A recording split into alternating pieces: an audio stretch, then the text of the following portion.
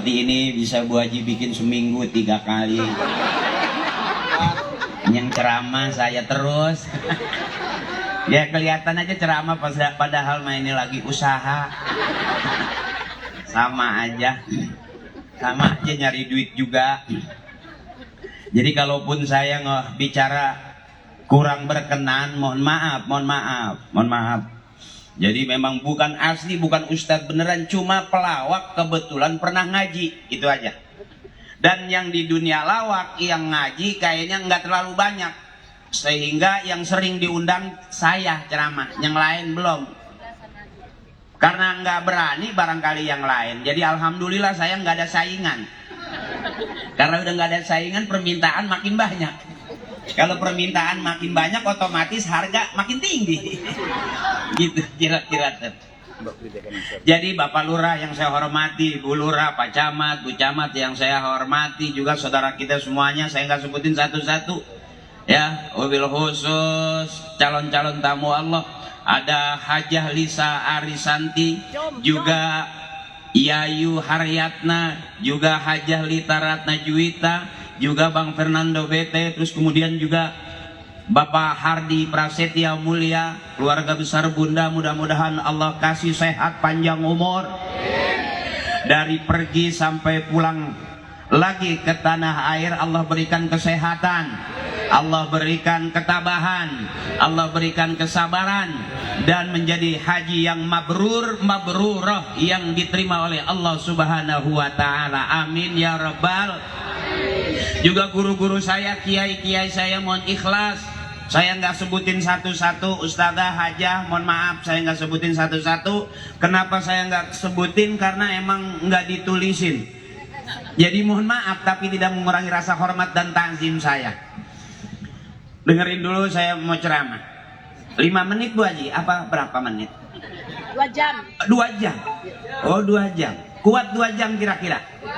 Saya enggak, saya. Coba tanya saya. Ada di sini Ustadz ceramah sampai 2 jam ada? Ada. Oh di kampung sini biasanya Ustadz ada yang ceramah sampai 2 jam? Ada. Yang 3 jam juga ada? Ada. Waduh, udah berapa Ustadz yang mati di sini?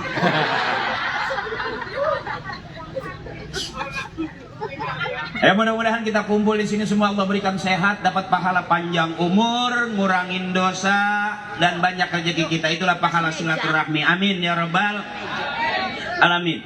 Saya mau ngabarin dulu bahwa ad-dinun nasihah, agama itu nasihat. Siapapun yang bicara agama pasti yang keluar nasihat. Ad-dinun nasihah, agama itu nasihat. Jadi kadang-kadang kita ini pinter karena bapak kita. Bapaknya bapak kita, bapak-bapak. Bapaknya bapak-bapak, bapak-bapak. Anak dari ibunya, ibu dari ibunya, ibu-ibunya dari ibu-ibunya. Artinya kita kalau nggak ada ibu kita, bukan kita. Benar. Sebab disebut anak dia kalau lahir dari rahim ibunya.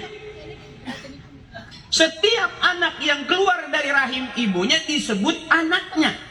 Kalau yang keluar dari pralon, curut namanya. Nah bisa jadi kita sehat panjang umur sampai sekarang, hidup, beranak, bercucu, berumah mewah, berduit banyak, bisa jadi ini bukan doa kita. Doanya almarhumah ibu bapak kakek nenek kita. Jadi anak dari bapaknya, bapaknya dari bapaknya, bapaknya dari bapak-bapaknya. Murid dari gurunya, guru dari gurunya, guru-gurunya dari guru-gurunya. Hampir nyaris kita kalau nggak ada orang tua kita, nggak ada guru kita, berarti sampai sekarang kita nggak ada apa-apanya. Ya mohon ikhlas dulu nih, saya ceramah sebetulnya malu. Belum cakep-cakep amat, saya pakai kain sarung karena pesen almarhum bapak saya. Laki-laki harus rajin-rajin pakai kain sarung. Insya Allah anaknya banyak.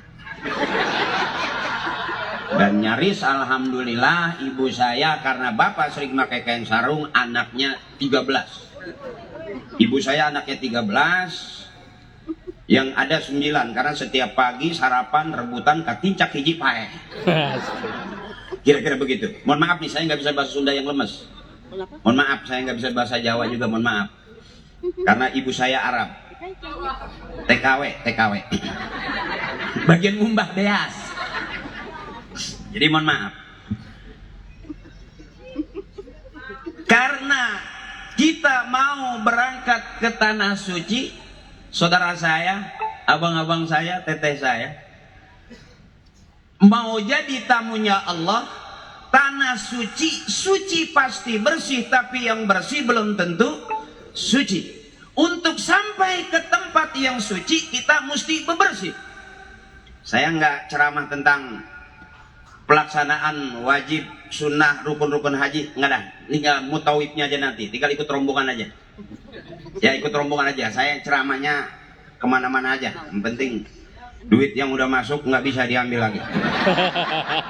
Duit aing bang.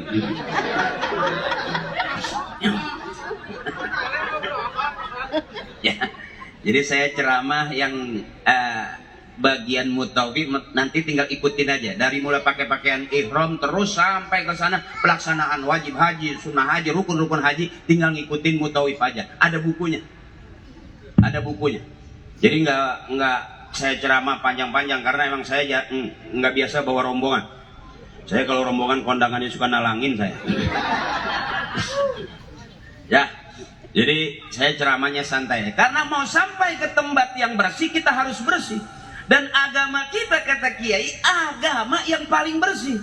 Al-Islamu nazifun fa innahu la yadkhulul jannata illa nazifun. Islam itu agama yang bersih, tidak akan masuk surga kecuali orang-orang yang sudah bersih.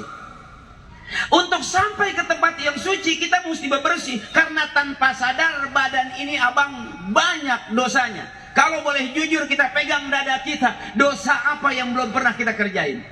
Hampir nyaris semua dosa kita udah kerjain. Karena mau sampai ke tempat yang bersih, kita mesti bebersih. Apa yang pertama? Tauhidkan kembali diri kita bahwa tanpa sadar kita pernah kafir. Teteh, ibu, tanpa sadar siapapun kita pernah kafir tanpa sengaja. Mau berangkat kerja, hujan, apa kita bilang? Hujan lagi aja. Reseh ya. Hujan dimarahin, sebetulnya aslinya hujan anugerah Allah. Itu yang harus kita syukuri. Mau sampai ke tempat yang bersih, kita mesti bebersih. Yang pertama, apa tazkiyatun nafsi untuk bebersih?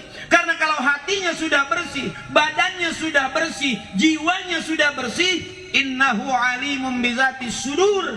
Allah maha tahu apa yang ada di dalam hati kita. Mohon maaf nih, agak serius. Mungkin karena saya belum terbiasa kali. Jadi terlalu serius, kadang-kadang suka sok kelihatan kayak kiai beneran. Suka malu hati saya. Yang kiai kakek saya itu bener. Bapak saya juga termasuk mualim, mondoknya di daerah Batu Quran situ bapak saya. Kalau kakek saya di Caringin, masih daerah Banten. Bapaknya bener, cuman anaknya aja yang nggak jelas sampai sekarang. Jadi mohon maaf, kita bisa karena ada barokah dari orang-orang tua kita dulu. Itu doang. Jadi setelah saya main para pencari Tuhan, mungkin masih ingat yang Ramadan main para pencari Tuhan yang jadi Ustadz Ferry. Ya teh, ingat nggak teh? Yang jadi Ustadz Ferry yang waktu sahur teh, yang jadi Ustadz takut banget sama istrinya. Nonton kan sinetron itu kan? Iya, yang jadi Ustadz takut banget sama istri. Itu aku. Iya, yang jadi Ustadz dari dagang cau teh ya. Itu saya. Kelihatannya takut sama istri kan? Iya, aslinya mah Karena nggak ada abang laki-laki lawan istrinya bisa menang, nggak ada. Kalau kata guru saya, mulianya seorang suami kalau dia selalu salah dan mengalah di hadapan istri, maka dia mulia di hadapan istri. Kalau kita mau lawan istri kita, nggak bakal bisa menang. Karena jujur pak, pinteran istri kita sama kita. Kadang-kadang kita kasih duit 1 juta, dia nggak hitung, langsung ngomong kurang nih, kurang. Karena dia bukan lihat duitnya, ngelihat urusannya banyak. Ya pak. Makanya kebanyakan di dalam rumah tangga itu yang meninggal dunia lebih dulu itu rata-rata suami pak. Maaf ini, maaf. Rata-rata yang meninggal dunia dalam rumah tangga lebih dulu itu suami. Kita nggak sadar Pak, sebetulnya pelan-pelan lagi mau dibunuh ini. Banyak kan Ibu, rata-rata yang meninggal dunia lebih dulu suami. Bapak kita pun lebih dulu meninggal daripada ibu. Beneran. Nggak sadar Pak. Bagaimana kita nggak mau mati buru-buru kan? Udah ketahuan suami nggak megang duit, tetap istri minta duit. Suami lagi kagak kerja, tetap istri minta. Pagi, sore, siang, malam lagi nggak megang duit, tetap istri minta duit. Itu Pak yang bikin kita cepat mati sebetulnya. Ya Bu ya. Makanya saya boleh tanya jujur, ibu biarin punya suami nggak ganteng, nggak apa-apa kan, asal banyak. Tuh bener Pak. Biarin suami ibu hitam gitu nggak jelas nggak apa-apa kan, asal sering ngasih. Tuh. Biarin suami di rumah terus nggak apa-apa, asal banyak. Tuh. Biarin suami juga mau pergi 2-3 hari, asal sebelum pergi ninggalin. Tuh Pak, kita nggak dibutuhin sebetulnya.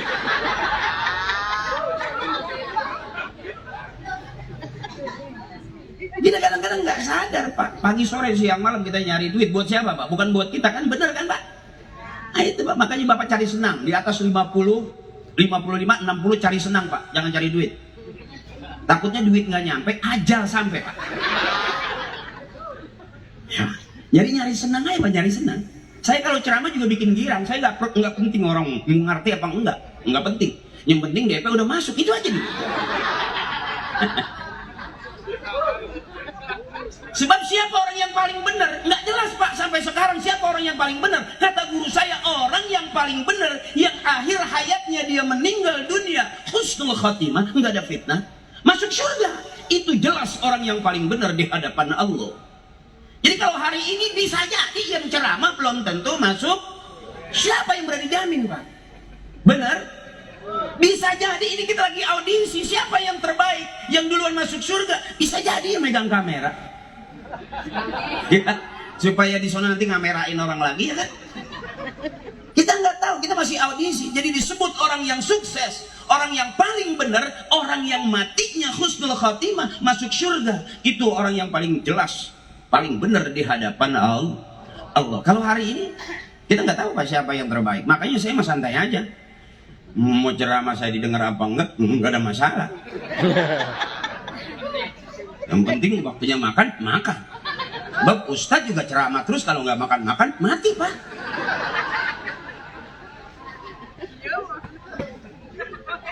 Yang pertama, pensucian jiwa. Apa yang modal berangkat ke tempat suci kita mesti bebersih.